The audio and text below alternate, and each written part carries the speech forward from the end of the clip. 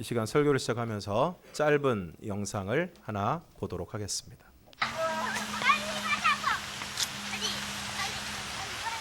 막상 주말이 되면 자느라 바쁘죠. 피곤해요. 거짓말쟁이라고 간다고 해놓고 또 안 가. 맨날 일을 해야 되니까 핑계 같지만 또 그렇게 되네요.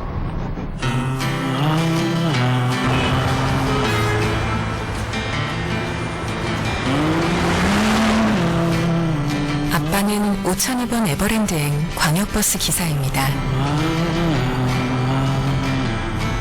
하루에 5번 꼭 에버랜드에 가십니다. 하지만 가족들과는 그때는 유치원 때였죠. 전 지금 대학생이고.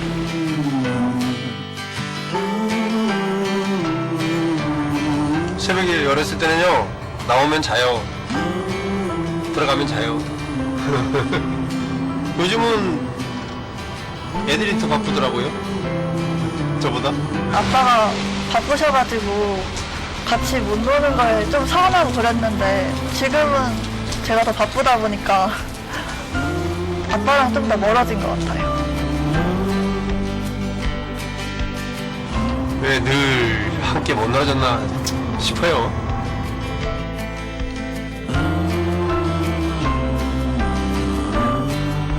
아니요, 모르세요. 그러겠죠?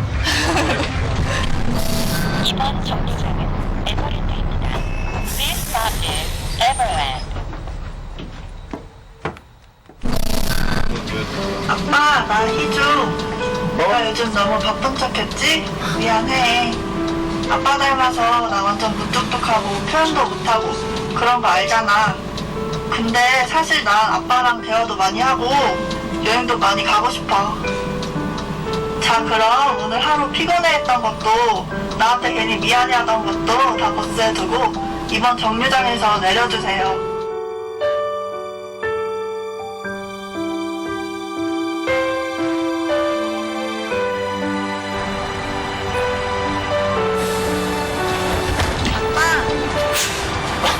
뭐해?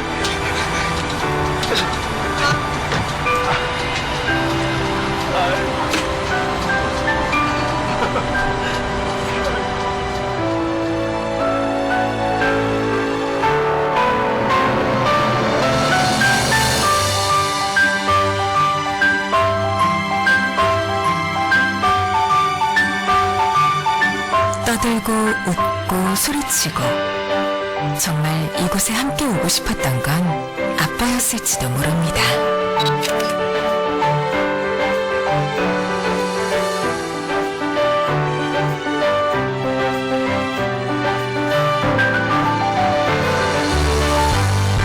너무 고맙다. 평생 아마 잊지 못할 거야. 아빠가 이렇게까지 좋아하실 줄 몰랐어요. 아빠 사랑해요.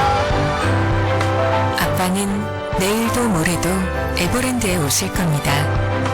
하지만 이제는 그냥 정류장이 아니라 딸과의 추억이 가득 담긴 특별한 곳이지 않을까요? 당신에게 봄을 선물합니다. 네, 광고 의도가 역력한 영상이지만 그럼에도 불구하고 감동이 됩니다. 늘 놀이동산으로 버스를 운행하는 아빠가 정작 딸과는 놀이동산에 못 가고 시간을 보내지도 못하는 것입니다. 그래서 서로에 대한 마음이 없는 것은 아닌데 어느 순간 서먹하고 어색한 관계가 되어버린 것입니다. 그러다가 늘 버스 운행만 하던 놀이동산에서 딸과 함께 즐거운 시간을 보내게 된 아빠. 딸이 이렇게 말합니다. 아빠가 이렇게까지 좋아하실 줄은 몰랐다고.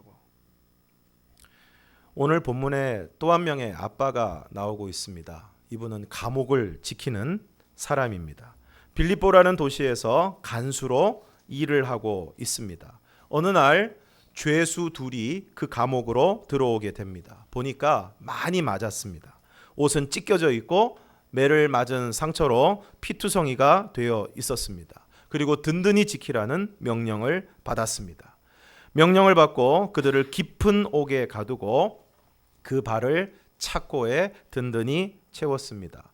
차코는 바로 이것이 바울과 실라가 빌립보 감옥에 갇혀 있는 것을 그림으로 그린 것인데, 저렇게 손은 쇠사슬에 묶여 있고 발 부분을 보면 그 나무 사이에 발을 집어넣어서 채워 놓았죠. 저것이 바로 차코입니다.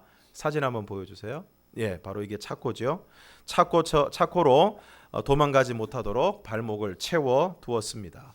그런데 한밤중에 놀라운 일이 벌어졌습니다. 어디선가 소리가 들리기 시작합니다. 뭔가 중얼거리는 소리가 들리는 것 같더니 잠시 후에 노랫소리가 들리기 시작했습니다.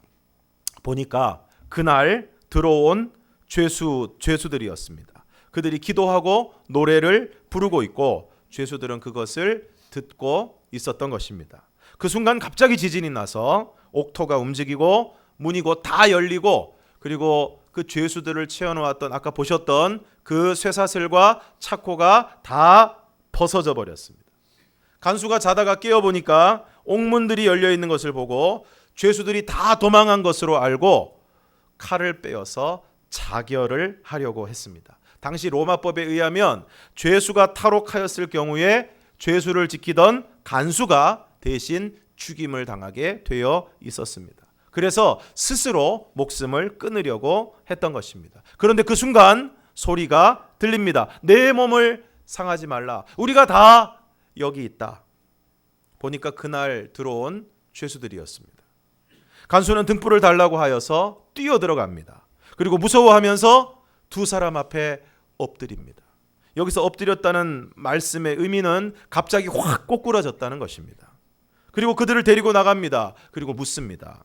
선생들이여, 내가 어떻게 하여야 구원을 받으리이까? 흠씬 두들겨 맞은 피투성이 죄수 둘이 들어왔습니다. 든든히 지키라는 명령을 받았습니다. 그래서 언제나처럼 그들을 옥에 가두고 그 발을 차코에 채웠습니다. 그리고 잠이 들었습니다. 그런데 한밤중에 소리가 들립니다. 기도하는 소리였고 찬송하는 소리였습니다. 첫 번째 의문은 어떻게 그렇게 심한 매를 맞고 피투성이가 되어 들어온 죄수들이 찬송을, 아니 노래를 부를 수가 있느냐는 것입니다. 대부분의 죄수들이 감옥에 들어오면 자신은 죄가 없다고 억울해하거나 누구 때문에 내가 이렇게 되었다고 그 사람을 원망하고 저주하는데, 이 사람들에게는 그러한 모습을 전혀 찾아볼 수가 없었던 것입니다.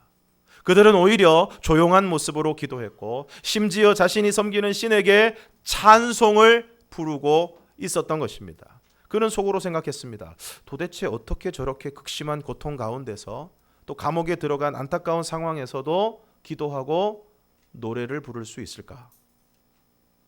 여러분, 그 사람의 진면목은 그 사람이 어려운 일을 당했을 때 보면 나타납니다.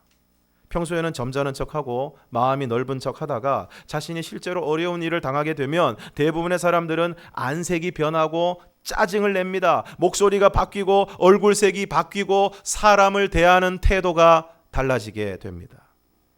그런데 오늘 감옥에 들어온 두 사람은 자신의 억울함을 호소하고 자신을 고소하고 고발하고 때리고 감옥에 갇히게 한 그 사람들을 눈에 핏발을 세우고 갈라지는 목소리로 저주하고 비난해야 마땅한데 기도하고 찬양을 하는 것입니다. 간수는 속으로 생각했습니다. 참 희한하다. 이상하다. 뭔가 다르다. 그런데 갑자기 지진이 일어납니다. 옥토가 움직이고 옥문이 다 열리고 모든 사람의 매인 것이 다 벗어져 버렸습니다. 지진이 일어날 수 있습니다. 그래서 옥토가 움직이고 그 와중에 옥문이 열릴 수 있습니다. 그런데 사람의 손에 채였던 쇠사슬과 발에 채였던 차코가 열리기는 힘듭니다. 사람의 손에 매었던 것이 모두 풀렸다는 것은 뭘 의미하는 것입니까? 이건 자연 현상이 아니라는 것입니다. 자다가 깨어보니 문이 열려 있습니다. 죄수들이 다 도망간 줄 알았습니다. 그래서 칼을 빼어서 자결을 하려고 하는데 소리가 들립니다. 내 몸을 상하지 말라. 우리가 다 그냥 여기 있다. 실컷 두들겨 맞고 감옥에 들어와서 기도하고 찬양하는 것도 이상한 일이지만 죄수가 감옥문이 열렸음에도 불구하고 도망가지 않은 것은 정말 이해가 되지 않는 것입니다. 죄수는 감옥문이 열리면 도망가는 것이 정상입니다. 닫혀있는 문을 깨부셔서라도 굴을 파서라도 도망가는 것이 죄수입니다. 그런데 도망을 안 간 것입니다. 간수는 그 밤에 세 가지를 보았습니다. 첫 번째는 실컷 두들겨 맞은 죄수 둘이 감옥에 들어와 기도하고 찬송하는 것을 보았습니다. 그리고 그들이 기도하고 찬송할 때 옥터가 움직이고 옥문이 열리고 메인 것이 다 풀어지는 기적을 보았습니다. 마지막으로 그럼에도 불구하고 도망가지 않고 내 몸을 상하지 말라라고 이야기하는 희한한 죄수들을 보았습니다. 그래서 그는 그 죄수들 앞에 고꾸라졌습니다. 그리고 물었습니다. 선생들이여, 어떻게 하여야 내가 구원을 받으리이까? 간수는 그들이 다르다는 것을 알았습니다. 그리고 그들을 통하여 놀라운 기적이 일어나는 것을 보았습니다. 그리고 얼마든지 도망갈 수 있는 상황에서 도망가지 않고 자신을 걱정해주는 자신의 상식으로는 도저히 이해할 수 없는 사람들을 만났습니다. 여러분, 만약 누군가가 여러분을 때린다면 여러분 어떻게 하시겠습니까? 잘못한 것이 전혀 없는데 그 사람이 나를 고소하고 고발하고 그것 때문에 억울하게 감옥에 갇힌다면 여러분 어떻게 하시겠습니까? 절대 가만히 있지 않을 것입니다. 모세의 율법에 보면 눈에는 눈, 이에는 이라는 조항이 있습니다. 왜 이런 조항이 나왔는가? 사람들이 특별히 고대 사회에 법을 지키지 않고 무법천지인 사회 속에서 누군가가 사람의 눈을 상하게 하면 눈을 상한 그 사람이 그 사람을 죽이는 일이 빈번했습니다. 누군가 이를 상하게 하면 그 사람의 온몸을 상하게 하는 일들이 빈번했습니다. 그러니까 눈을 상하면 눈 정도만 상하게 해라. 싸우다가 이빨이 하나 나갔으면 이빨 하나 정도만 뽑힐 정도로 때려라. 이런 뜻으로 그 법조항을 만들어 놓은 것입니다. 그런데 억울하게 매를 맞고 피투성이가 되어서 감옥에 들어왔는데, 억울하게 감옥에 갇혔는데 찬송이 나오겠습니까? 간수는 그들에게서 다름을 넘어 어떤 경외심 같은 것을 느꼈습니다. 그들에게서 신적인 권위를 느꼈습니다. 그래서 그들에게 물은 것입니다. 내가 어떻게 하여야 구원을 받으리이까? 여러분, 백지수표라는 것이 있습니다. 말 그대로 수표인데 그 금액란에 금액이 적혀 있지 않고 그 수표를 받은 사람이 얼마든지 금액을 쓸 수 있는 것이 바로 백지수표입니다. 만약 여러분들이 오늘 백지수표를 받으신다면 얼마를 적어 넣으시겠습니까? 그런데 백지수표의 금액을 적는데 대부분 이렇게 적습니다. 뒤에서부터 공을 계속 씁니다. 최대한 많이 써야 되겠죠? 최대한 많이 써야 됩니다. 그런데 그렇게 공을 계속 적다가 그 마지막 수많은 공 앞에 숫자를 적지 않는다면 어떻게 되겠습니까? 그 수표의 가치는 공입니다. 아무리 뒤에 공을 많이 적어 넣어도 마지막에 그 앞에 숫자를 1에서부터 9까지의 숫자 중에 아무 숫자라도 적어 넣지 않으면 그 수표의 가치는 아무런 가치도 없게 되는 것입니다. 세상의 수많은 것들을 추구하면서도 구원을 받지 못한 인생들이 바로 그와 같습니다. 자신의 인생을 풍요롭게 하기 위해서, 행복해지기 위해서, 다른 사람보다 좀 더 잘 살고 떵떵거리는 삶을 살아가기 위해서 이른 아침부터 밤 늦은 시간까지 정신없이 달립니다. 정신없이 공을 적어 넣습니다. 그러나 구원을 받지 못하면 백지수표에 공만 잔뜩 적어 놓고 일을 적지 않은 것과 같습니다. 간수는 자결을 하려고 했습니다. 만약 이 순간에 정말 죄수들이 도망가고 간수가 자결을 했다면 그 가정은 어떻게 됐을까요? 가장 비참하게 되었을 것입니다. 가장을 잃고 남편을 잃고 아버지를 잃고 그리고 생계가 막막하게 되었을 것입니다. 그런데 그들이 도망가지 않아서 간수가 살았습니다. 그런 그들에게 간수가 물은 것입니다. 어떻게 하여야 구원을 받으리이까?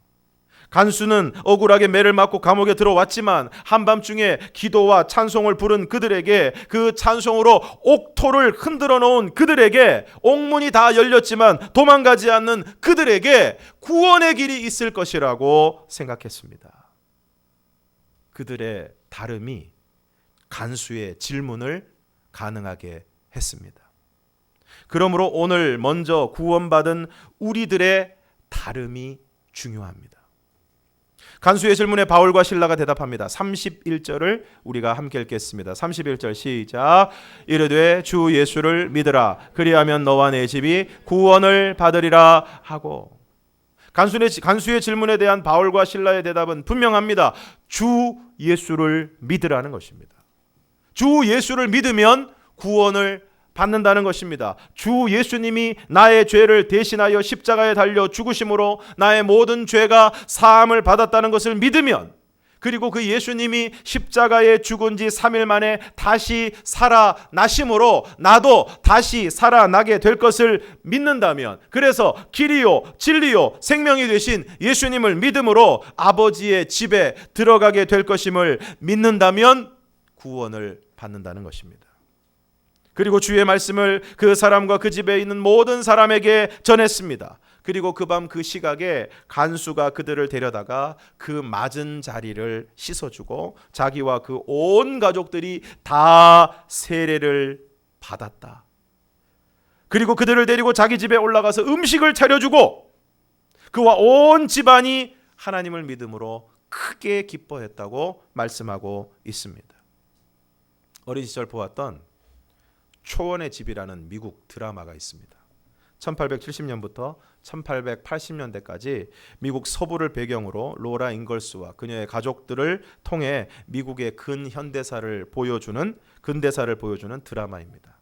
그런데 참 많은 시간이 흐른 다음에도 머릿속에 또렷이 남아있는 장면이 있는데, 그것은 그 드라마에서 주일에 그 로라 잉걸스의 온 가족이 교회를 가는 장면입니다. 평소에는 일을 하느라 아버지로부터 아이들에까지 작업복을 입고 농사를 짓고 가축을 키우고 그래서 조금 남루한 모습으로 지내다가 주일날 교회를 갈 때는 온 가족이 저마다 단정한 옷차림을 하고, 아버지부터 정장을 탁 차려입고 아이들도 정장을 입고 나비 넥타이를 메고 교회에 가는 모습이 참 인상적이었습니다. 어느 여집사님 한 분이 어느 날 목사님에게 찾아와서 이렇게 말씀을 하시는 것입니다. 목사님, 제가 하나님을 웃겼더니 하나님이 제 기도에 응답을 하셨어요. 그래서 도대체 그게 무슨 말이냐고 물어보니까 하시는 말씀이, 목사님, 제가 오랫동안 우리 남편을 위해서 금식하고 통곡하고 기도도 해봤지만 소용이 없었어요. 오히려 남편은 교회에 나올 생각을 전혀 하지 않고 요지부동이었어요. 그러다가 어느 날 새벽 예배 때 제가 문득 생각이 들어서 남편 구두를 교회에 가지고 나와서 기도를 했습니다. 이렇게 기도했습니다. 하나님, 구두가 먼저 나왔사오니 구두 주인도 곧 나오게 하여 주시옵소서. 제가 기도하긴 했지만 생각해도 너무 우스워서 한참을 웃다가 그냥 갔는데 세상에 그 주일에 남편이 교회를 나오겠다는 것입니다. 그리고 지금까지 잘 나오고 있습니다. 제가 하나님을 한번 웃겼더니 제 소원이 이루어졌습니다. 믿지 않은 가족들이 있는 분들에게 가장 간절한 소원은 믿지 않은 가족이 교회를 나오는 것입니다. 예수를 믿는 것입니다. 그래서 초원의 집에 나오는 것처럼 온 가족이 한 자리에 앉아 함께 예배를 드리는 것, 그것이 정말 간절한 소원입니다. 그러면 어떻게 해야 될까요? 오늘 본문에 답이 나와 있습니다. 31절을 다시 한번 읽겠습니다. 시작. 이르되 주 예수를 믿으라. 그리하면 너와 내 집이 구원을 받으리라 하고. 여러분, 오늘 우리의 집, 우리의 가정이 구원을 받기 위해서는 어떻게 해야 됩니까? 내가 주 예수를 믿으면 됩니다. 그러면 너와 그리고 내 집이 구원을 받는다는 것입니다. 이것은 구원의 가능성과 연쇄성을 말씀하고 있는 것입니다. 이것은 상식인데, 두 가정이 있는데 한 가정은 가족 가운데 예수 믿는 사람이 한 사람도 없고 한 가정은 예수 믿는 사람이 한 사람이라도 있다면 어느 가정이 예수 믿기가 쉽겠습니까? 두말할 것도 없습니다. 그러므로 내가 예수를 믿는다는 것은 우리 가정이 구원받을 가능성이 그렇지 못한 가정과 비교할 수 없을 정도로 큰 것을 의미하는 것입니다. 그런데 믿기는 믿는데 잘 믿어야 됩니다. 잘 믿어야 됩니다. 실제에 있어서 가족 가운데 믿는 사람이 있음에도 불구하고 오히려 그 믿는 사람이 그 가정의 본이 되지 못해서 오히려 다른 가족들이 교회를 나오고 예수를 믿게 하는 일이 어렵게 되는 경우도 적지 않습니다. 적지 않습니다. 그래서 예수를 믿되 잘 믿어야 됩니다. 어느 교회 여집사님이 교회에서 열린 부흥회에 믿지 않는 남편을 힘겹게 데리고 나왔습니다. 설교가 끝나자 강사 목사님이 말씀합니다. 오늘 여러분 가운데 오늘 말씀을 듣고 예수 믿기로 결심하신 분들은 자리에서 일어서 주시기를 바랍니다. 그러니까 곳곳에서 말씀을 듣고 은혜를 받은 사람들 가운데 믿기로 작정한 사람들이 하나둘 막 일어나기 시작합니다. 그런데 이 여집사님이 보니까 자기 남편은 일어날 기미가 안 보이는 거예요. 일어날 기미가 안 보입니다.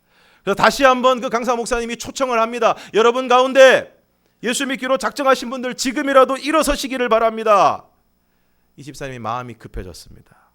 그래서 남편 옆구리를 사정없이 찌르면서 일어나라고, 빨리 일어나라고. 남편은 옆구리에 살이 많아서 그런지 전혀 일어나질 않았습니다. 부흥회를 마치고 집으로 돌아오는 차 안에서 집사님은 막 쌓여있던 불만을 막 털어놨습니다. 토로했습니다. 나는 당신이 일어서 주기를 바랬는데 내 체면도 있고 그런데 왜 일어나지를 않았느냐. 그때 남편이 얘기를 했습니다. 여보, 내가 카드 칠 때 당신도 카드를 쳤지? 내가 한잔할 때 당신도 같이 한잔했지? 내가 화가 나서 당신한테 욕할 때 당신도 나한테 욕을 막 퍼부었지? 이렇게 믿는 당신이나 안 믿는 나나 다를 게 없는데 왜 내가 일어나야 되지? 왜 내가 예수를 믿어야 되지?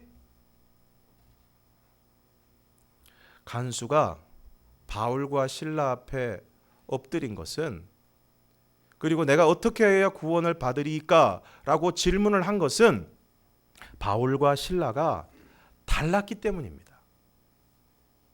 뭔가 달라야 관심이 생기고 뭔가 달라야 마음이 열리고 뭔가 달라야 믿게 되는 것입니다. 오늘 빌립보 간수와 그 집이 예수를 믿게 되었습니다. 그것은 바울과 실라의 다름으로부터 시작이 되었습니다. 고통 가운데서 저주와 원망을 퍼부어야 될 시간에 그들은 기도하고 오히려 하나님을 찬송했습니다. 옥문이 열려 얼마든지 도망갈 수 있는 상황에서도 도망가지 않고 그로 인해 한 가정의 가장이요, 한 아내의 남편이요, 아이들의 아버지인 한 사람을 살렸습니다. 그 다름이, 그 은혜가 간수로 하여금 질문을 하게끔 만들었습니다. 오늘 우리는 우리의 삶으로 다른 사람에게 질문을 하도록 만들어야 합니다. 당신은 나와 다른 삶을 사는데 그렇게 살아가는 이유가 무엇이냐고. 어떻게 고통 가운데서도 찬송을 할 수 있는지, 나 같으면 원망을 쏟아부어야 될 상황인데 왜 그렇게 하지 않는지, 왜 절호의 기회가 왔는데 그것을 자신의 것으로 하지 않고 다른 사람을 배려하고 다른 사람을 생각하는지, 도대체 그렇게 사는 이유가 무엇인지. 오늘 많은 사람들이 스님에게 묻고 정신과 의사에게 묻고 대학 교수에게 묻습니다. 그런데 오늘 우리들에게 묻지 않습니다. 간절히 바라기는 오늘 저와 여러분이 세상 사람들과는 다른 삶과 인격을 통해서 그로 인해서 질문을 받는 저와 여러분이 되기를 원합니다. 오늘 우리가 가장 행복을 느낄 수 있는 곳은 바로 다름 아닌 가정입니다. 가정이 행복하지 않으면 다른 모든 것이 다 잘 되어도 진정한 행복을 느낄 수 없습니다. 반대로 모든 다른 일들이 좀 어려워도 가정이 행복하면 견딜 수 있고 이길 수 있는 힘을 얻을 수 있습니다. 그런데 그 가정이 진짜 행복하게 되기 위해서는 어떻게 되어야 될까요? 34절 하반절, 그와 온 집안이 하나님을 믿음으로 크게 기뻐하니라. 처음 보았던 영상에서 아빠와 딸이 처음에 서먹합니다. 그런 아빠와 놀이동산에서 신나게 놀면서 시간을 보내고 소통하게 되고 관계가 친밀해지는 것을 보았습니다. 왜 빌립보 간수의 집이 크게 기뻐하게 되었습니까? 그와 온 집안이 하나님을 믿었기 때문입니다. 그 믿음 안에서 온 가족이 하나 되고 진정한 친밀함을 느꼈기 때문입니다. 사랑하는 성도 여러분, 오늘 빌립보 간수의 집에서 일어난 일들이 우리 모든 가정에서 일어나기를 축복합니다.